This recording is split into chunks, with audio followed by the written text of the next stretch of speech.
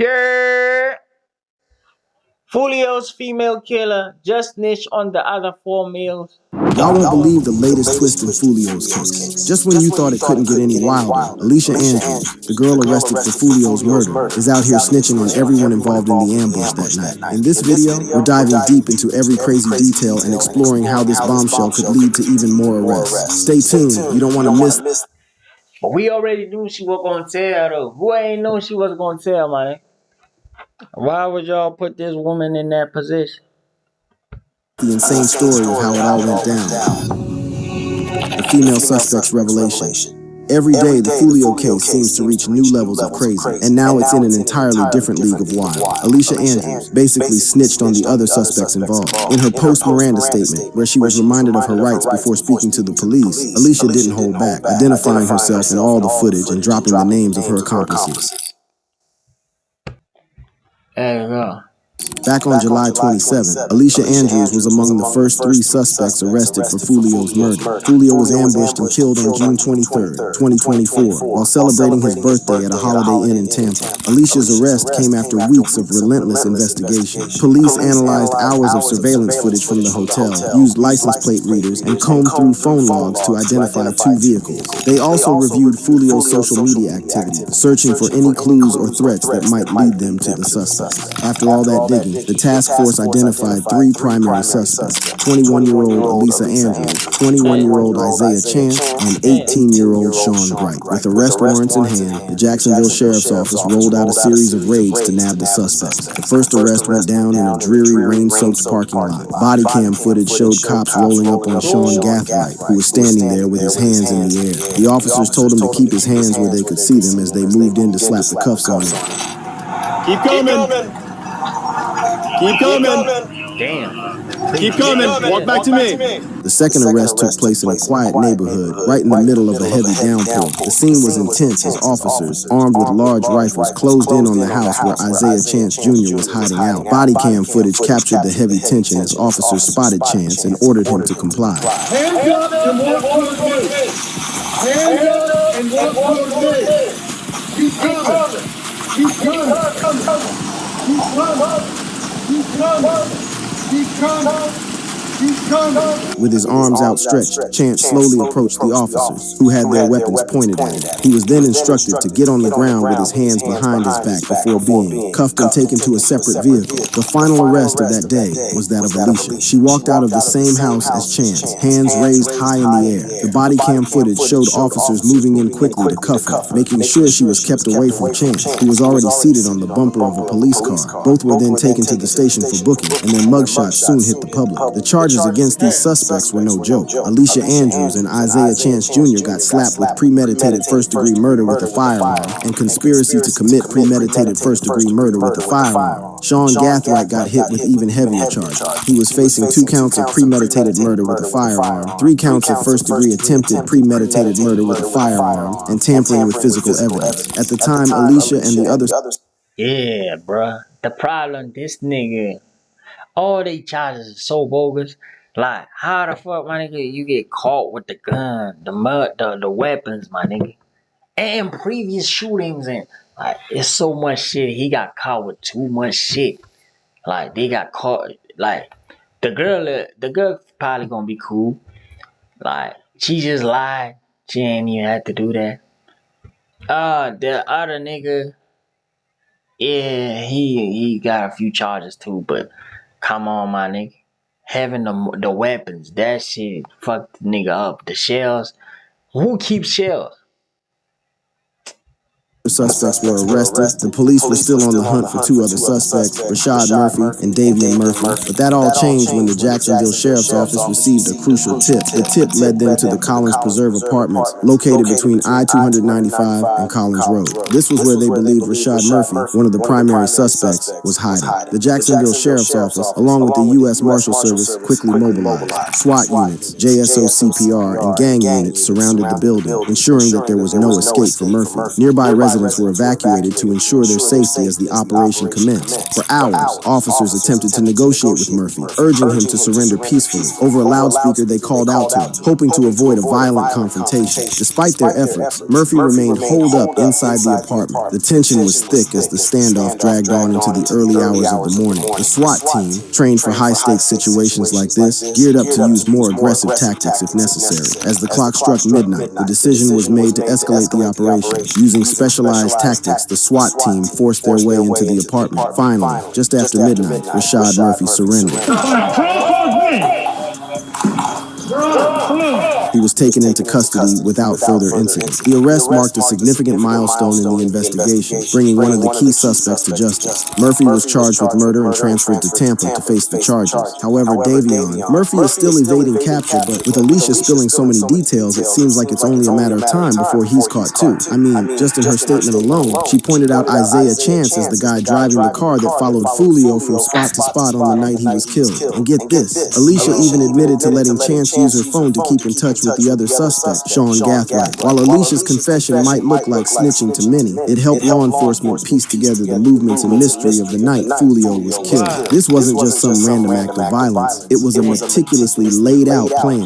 On June 22nd, 2024, all 5 suspects traveled from Jacksonville to Tampa. Alicia tried to get someone on Instagram to book an Airbnb for them. When that didn't pan out, they booked it under the name Rashad Murphy, the 4th suspect, and paid for it with Good as A's Cash App. They secured the Airbnb from June 22nd to June 24th, setting the stage for their plan. The Airbnb's ring camera footage captured everything. Gathright, Chance, Alicia, and Davion Murphy were all seen at the Airbnb in Tampa, just about a mile away from where Foolio would later be killed. Investigators also obtained video from Gathright's house showing him and Chance loading bags big enough to carry rifles into a black Chevy Impala the afternoon before their trip to Tampa. After settling into their Airbnb on the day of the murder, they stalked Foolio to 3 different locations.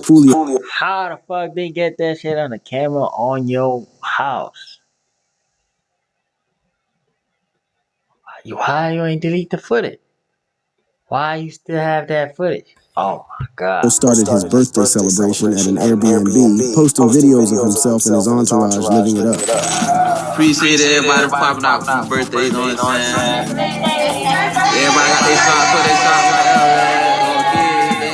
Everybody take this go 3, man.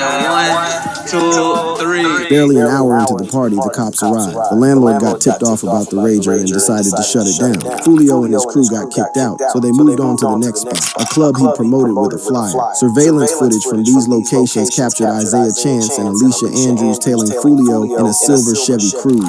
Chance was frequently seen talking on a phone, which Alicia later confessed was hers. After the club, Foolio and his crew gathered in the parking lot while his manager scouted for a place to stay. They decided on a nearby Holiday Inn and headed over. Once at the hotel, Isaiah Chance and Alicia Andrews drove the silver Chevy Cruze past Foolio's parked car twice, acting as lookouts. They staked out and waited for the perfect moment to execute their Nigga. A nigga traveled 3 hours, booked a hotel for 4 days. Twin, even if the nigga got a hotel, went inside, them boys was gonna stake out the fucking hotel. Like, you understand niggas like Foolio, how they gotta move? Like, these niggas really wanted this man dead. Like, it's not like no joke. Like, they really wanted this man to die, my nigga. So, it's the more you realize how crazy shit get.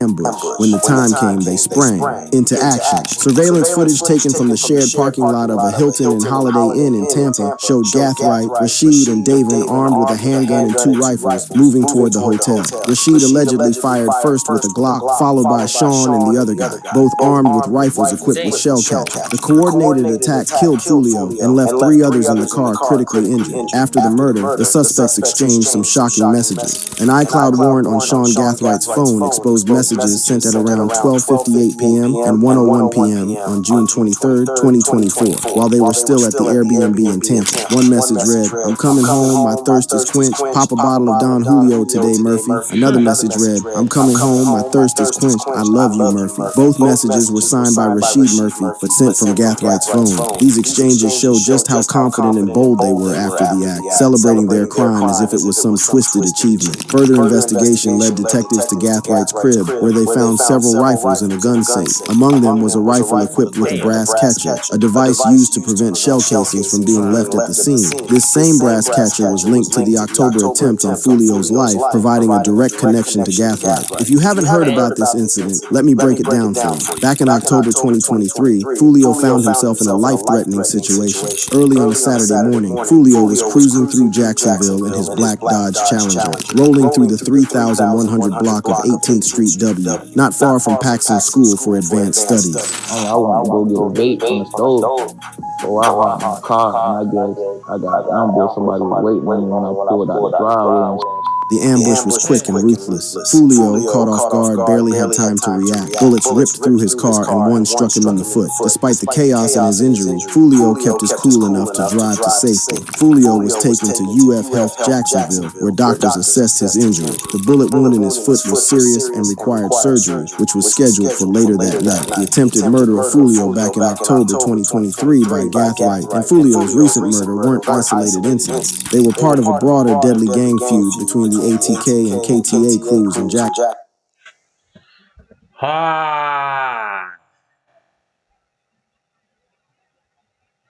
They really wanted this man dead, man.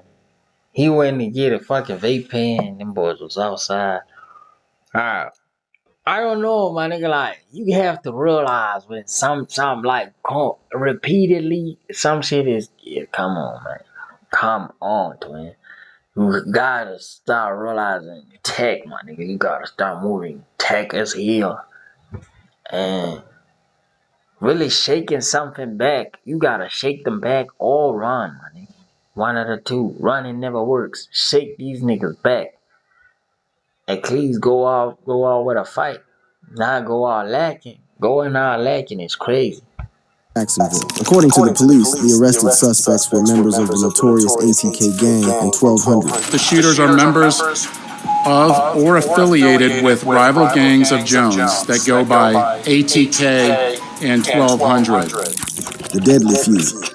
For those who aren't deep in the Jacksonville scene, you might not know about the wild hip-hop gang war raging there. On one side, you've got ATK, which stands for Ace's Top Killers. These guys aren't just from one hood. They've got members spread across the east and west sides of Jacksonville. Unlike most gangs that come from a single neighborhood or block, ATK is a mashup of several groups from all over the city, including the Melvin Park crew and the 1200 crew from the east. This mix has made ATK a serious force in Jacksonville's gang scene. Holding it down as the face of ATK is Jacksonville rapper Young Ace. Born in East Chicago, Indiana, Ace's life has been full of ups and downs. His family moved to Florida looking for better opportunities, but the struggle followed them. Growing up with 10 brothers, his mom had a tough time holding it all together. They bounced from apartment to apartment, got evicted left and right, sometimes crashing with relatives or staying in hotels. This instability hit Ace hard. Ace's father was locked up for most of his childhood, and they didn't link up until Ace was about 17. That left a void, and his uncle stepped in as a father figure. But when Ace was around 14, tragedy struck again. His uncle passed away. This loss was a turning point for Ace, pushing him toward music and the streets. Over the years, ATK and Youngin Ace have become almost synonymous, making him the face of the gang.